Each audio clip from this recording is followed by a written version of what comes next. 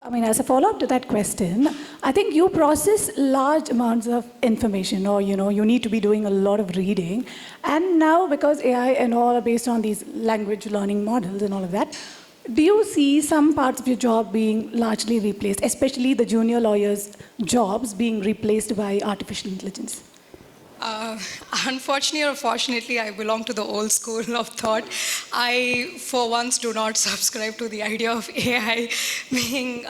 Why I do feel that way is because, like our experts were mentioning, Vikram sir in specific mentioned the decline of cognitive ability. I see that happening before my eyes.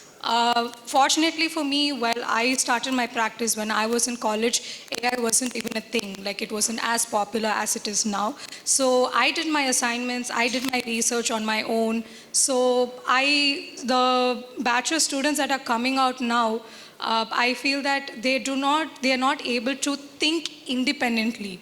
So law in specific is a career path that needs you to have analytical skills, critical thinking, interpretive skills, and interpersonal skills. All of that are extremely important. So being a lawyer is just not, just going through amounts of data.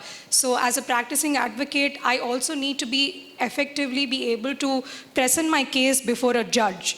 I need to be able to shortly, crisply present it before a judge so that he understands as well. So there are a lot of skills involved which I think that AI is not able to measure up to. That being said, I do have a lot of juniors in my office who use AI, and I can very well see that's being AI used. So as with regards to where critical thinking is not involved, AI is definitely usable, and it is definitely being used. Of course, with privacy laws in place, we need to be careful about what you put in the AI, like ChatGPT, Perplexity, whatever platform that is.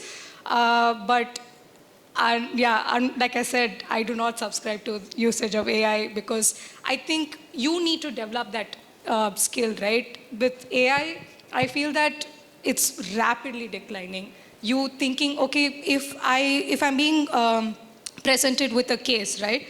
So I need to be able to see what are the facts, what are the issue, what is the law for that issue, and how can I interpret the law to fit and help my client. So that, fortunately or unfortunately, AI hasn't measured up yet, but that's about the usage of AI that I can possibly tell you, that it can possibly summarize something for me, but it can't do the critical thinking that I do.